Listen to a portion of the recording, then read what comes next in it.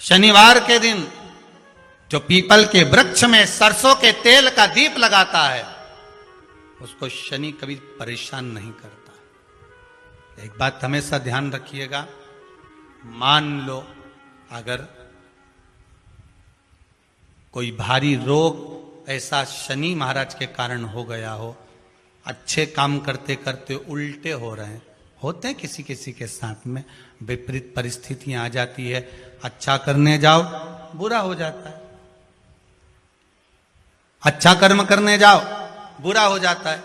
तो पीपल के वृक्ष की जो छाल होती है, छाल देखिए, पीपल के वृक्ष में जो छाल लगी होती है, उस छाल को घिसकर चंदन बनाकर भगवान शंकर का स्नान कराकर, अभिषेक कराकर, पूजन कराने के बाद में पिपलेश्वर महादेव का नाम लेकर, कौन से महादेव? पिपलेश्वर महादेव का नाम लेकर वो जो घिसी हुई छाल होती है उस छाल का तिलक भगवान शंकर को लगा लो और उसी का थोड़ा सा भाग अपने कंठ पर, मस्तक पर लगाना प्रारंभ कर दो। धीरे धीरे जो विपरीत दशा है वो सुधरना प्रारंभ हो जाती है। पर नाम याद रखना, पिपलेश्वर, जम के बोलिए, पिपलेश्वर महादेव भगवान शंकर का एक अवतार है, पिपलाद अवतार। पिपलाद अवतार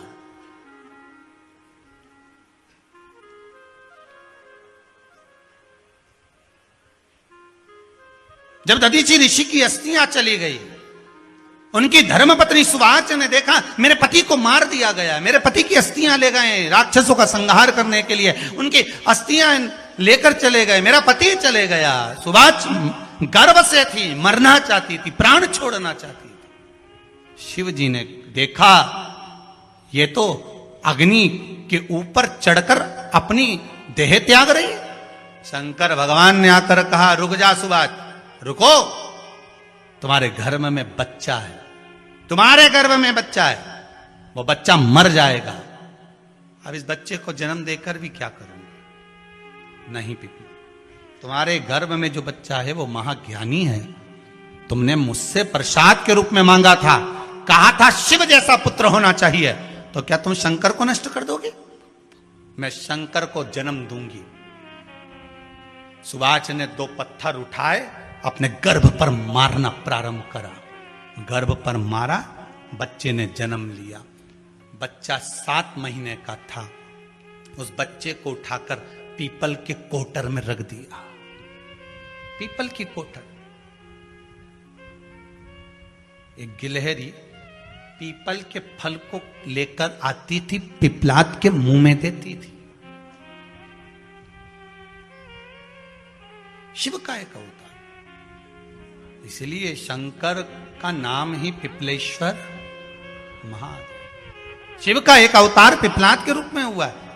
तुम क्यों चिंता करती हो? तुम चिंता मत करो, तुम्हारा पुत्र जन्म दो तुम। और दिया धन सुवाच ने, उसके बाद प्राणों को त्यागा। और उस पीपल के कोटर में अगर भरण पोषण करने वाला कोई था तो वह देवाधिदेव महादेव था। फिर निवेदन करेंगे, माता के गर्भ में बच्चा रहता है, उसका भरण पोषण करने वाला मेरा देवाधिदेव महादेव है। अगर जन्म उसने दिया है तो मृत्यु भी वो देगा। अगर तुमको कुछ ज्ञान दिया है तो अच्छी जगह पर भी वही पहुंचाएगा। आप जो अभिलाषा लेकर आते हैं, बच्चे कहते हैं हमारी नौकरी नहीं है, सर्विस नहीं है, हम इस कॉलेज में पढ़ना चाहते हैं, हम इस जगह जाना चाहते हैं, हम इस पद पर जाना चाहते हैं, बस इतना याद रखना, तुम्हारा भाग्य बुरा नहीं होता। कभी भी याद रखना, संसार में जिसको भगवान ने जन्म दिया उसकी किस्मत कभी बेकार नहीं हो सकती। अगर भगवान तुम्हारी किस्मत बेकार होती तो जानवर बनाकर पैदा करता, इंसान बनाकर नहीं। किस्मत अच्छी थी इसलिए इंसान बनकर पैदा हुआ, जानवर बनाकर पैदा नहीं करा। अगर तुम्हारी किस्मत अच्छी थी इसलिए मनुष्य बनकर पैदा हुए हो, इंसान बनकर पैदा हुए हो, मानव बनकर पैदा हुए हो। भगवान को दोष मत देना कि भगवान ने किस्मत बेकार दी है। भगवान ने किस्मत अच्छी बनाई है इसलिए तुझे मृत्यु लोक में जन्म दिया। भगवान ने भाग्य अच्छा बनाया इसलिए तुझे शिव महापुराण की कथा सुनने का मौका दिया। नहीं तो भाग्य में नहीं होती तो कहां से मिल जाती? किस्मत अच्छी है तो भगवान फिर नौकरी भी लगाएगा, धंधा भी करवाएगा, सर्विस भी कराएगा, विवाह भी करेगा, शादी भी करेगा, मकान भी बनाएगा, जायदाद भी देगा, संतान भी देगा। उसने दिया है पेट तो भरेगा वही। हम काय को अपने माथे पर ले? मैंने इतनी पढ़ाई कर ली, मैं इंजीनियर हो गया, मैं ये बन गया, मैंने तो ये कर लिया, उसके बाद भी मैं घर में बैठा हूं, मेरा छोरा घर में बैठा, इतना पढ़ने के बाद बैठा। जन्म उसने दिया है, भाग्य उसका है, किस्मत उसकी है, तो कहो उसको कि शंकर का भजन कर, मंथन करे, मक्खन निकलेगा और घी भी जरूर बनेगा। हारना मती, जब तेरे 3.5 करोड़ बार, गिनती मत करना, गिनती वो करेगा। तू तो भज, तू कुबेरेश्वर का स्मरण कर, तू महाकाल का स्मरण कर, तू काशी विश्वनाथ का स्मरण कर, तू महाकाल राजा का स्मरण करके तो देख, शिव का भजन कर, 1 लोटा पानी ले जाकर रोज चढ़ा शंकर जी के मंदिर में जा। शिव से भजन करने में क्या देरी, नहीं जा सकता शिव मंदिर में जाने में। बच्चों को अगर शर्म आती हो तो बेलपत्री के पेड़ के नीचे पानी चढ़ाया, वो भी नहीं कर सकता तो पीपल के पेड़ के नीचे चढ़ाया, वो भी नहीं कर सकता तो आंवले के पेड़ के नीचे चढ़ाया। पर कहीं जुड़ तो सरी, एक बार साध तो सरी, पकड़ने का प्रयास तो करो परमात्मा को। तुम भगवान को एक बार पकड़ लो, फिर परमात्मा नहीं छोड़ता। पूतना ने एक बार गोदी में लेके दूध पिलाया था, बाद में पूतना कह रही थी छोड़ दे छोड़ दे छोड़ दे, आकाश में उड़ गई, छोड़ दे छोड़ दे। भगवान के आई काय को मौसी, काय को आई, और आई है तो दूध पिलाया है तो फर्ज तो अदा करूंगा, ऐसे थोड़ी छोड़ दूंगा। तुम भगवान को 1 लोटा पानी चढ़ा दोगे, भगवान को दूध चढ़ा दोगे तो भगवान ऐसे ही छोड़ देगा क्या? पकड़ लेगा, छोड़ेगा ही नहीं। फिर तुम कहोगे भगवान छोड़ दे, भगवान छोड़ दे। कहां कथा का रस लग गया लोगों को। अब दुनिया के लोग सोचते हैं अब मैं कथा भी याल नहीं सुनूंगा, मैं घर में काम करूं, दुकान में काम करूं कि कथा सुनूं। पर रात्रि के जैसे ही मोबाइल खोल के बैठा, आज देखो महाराज ने क्या क्या बोला, तुरंत लगा रस। कितना भी अगर कोई वास्तु दोष बता दिया, पितृ दोष बता दिया, कालसर्प दोष बता दिया, कितना भी अगर कोई दोष बता दे, तो पीपल का जो जल वृक्ष में से झड़ता है, कभी कभी आप उसके नीचे हाथ रखकर देखना, थाली रखकर देखना, उसमें पत्थर पर देखना, तो वहां पर भी पानी के निशान आपको मिलेंगे, बूंद के निशान मिलेंगे।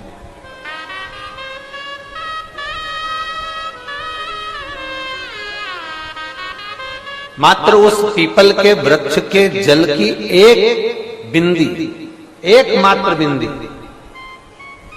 शंकर भगवान का जो शिवलिंग है, जलाधारी है, चरण है, गणेश कार्तिकेय का स्थान है, अशोक सुंदरी का स्थान है, और प्रत्येक जलाधारी में से पानी बीच में से आकर नीचे की ओर गिरता है, नीचे की ओर गिरता है। आप लोगों के स्मरण में हमने पहले भी बताया कि राइट में किसका स्थान है? गणेश जी का, लेफ्ट में कार्तिकेय, बीच में अशोक सुंदरी। ये क्या है? पार्वती जी का हस्त कमल शिवलिंग, और ऊपर से जो जल एक एक बूंद शंकर जी के शिवलिंग पर गिर रहा है, वो शंकर जी की 5 लड़कियां, जया, विषहरा, शामली बारी, दौतली और देव, शंकर जी की 5 लड़कियों, एक एक बूंद पानी शिव जी पर गिरा।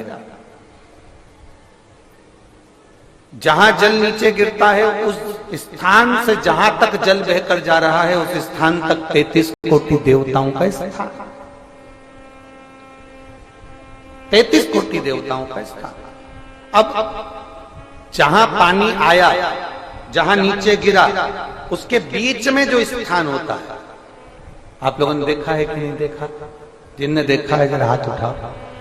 ये पानी जैसे यहां तक आया और यहां के बाद नीचे गिरेगा, तब वो नाली के माध्यम से बाहर जाएगा। तो जितनी दूर यहां से वो नीचे की ओर जो गिर रहा है, यहां से वो नीचे की ओर जो पानी जा रहा है, ये जो स्थान होता है, ये हमारे 3 दोषों को निवारण तुरंत कर देता है।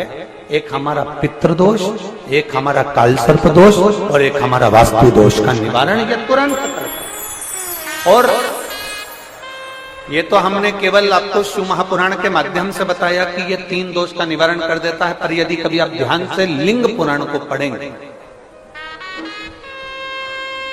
आप यदि लिंग पुराण को पढ़ेंगे और गीता प्रेस गोरखपुर की लिंग पुराण को लाकर यदि आप